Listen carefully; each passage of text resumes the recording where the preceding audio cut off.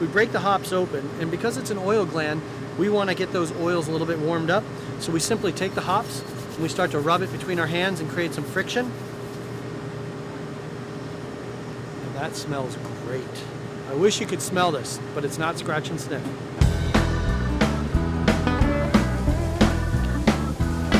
So we wanted to just first off find out where you grew up and what brought you to Durham. So if you could trace the sequence of events that led you here. I'm gonna need a beer for that. Keyshawn, may I have a pale ale, please? I came to my parents in my senior year of high school and I said, Mom, Dad, I want to go to cooking school. And they said, over our dead bodies, there is no way you are going to cooking school. You are not going to live a life of working in restaurants. So when you come into the restaurant, one of the first things you'll see if you look down is the bull starts here. It's about conveying that humor and getting people to understand that you walk the red line to place your order. Again, we repeat, drink freshly brewed beer, eat pasture-raised beef, support your farmer.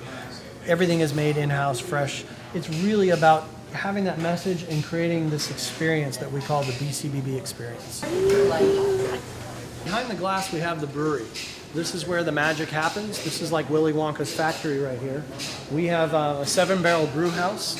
All of our beer is made from the traditional 4 ingredients. We use water, malt, hops, and yeast. Right now we've got the Great Shadow in there and Luke. Those are the other 2 brewers.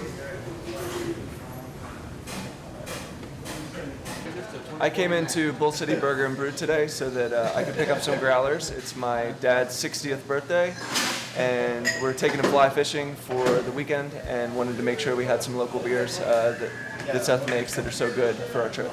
So the style of kitchen that we have here is an open kitchen. We have nothing to hide. That was really important. I wanted that kind of transparency when we designed the restaurant, so you can watch the burgers being made. In fact, the buns are made, the bakers come in at 7 a.m. They're making the buns in the back. The meat's being butchered and ground for the burgers, and then they're being cooked, and then the runners carry the food out. Everything about this restaurant is doing it fresh. And so every day we are making burgers. At night it turns into quite an unbelievable spectacle when the line is literally out the door and the burgers are just coming out. It is very Willy Wonka that way, like the factory, if you will. But every burger has that fine dining approach. I'm all about, it's got to taste good first. We can brag all about how our flour is milled in Haw River just 45 minutes from here and the lettuce is grown in Hillsborough and all that. But if the lettuce is rusty and tastes bitter and the flour is moldy, who cares, right? It's got to taste good.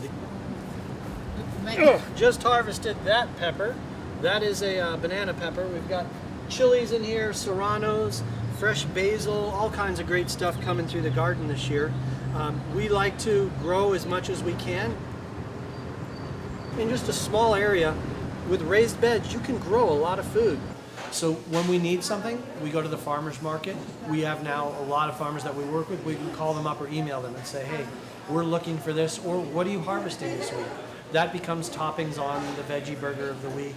All of the scraps in this restaurant, if you leave bun on the plate, French fries, some lettuce, the ends of onions, pigs eat everything. All of that is going to pig farmers now, and instead of going into a landfill. And so what happens is we're feeding these pigs, and then we buy the pork bellies back. That becomes bacon that goes on your burger.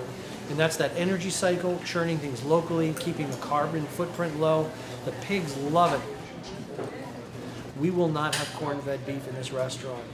There's a whole long list of reasons why, but I will close the restaurant before I'll serve corn-fed beef.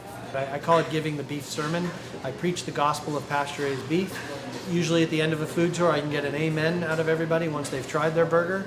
And hopefully these people go out and they help spread that gospel. They start looking for pasture-raised beef when they go into the grocery store, and slowly, one by one, we'll turn the tide.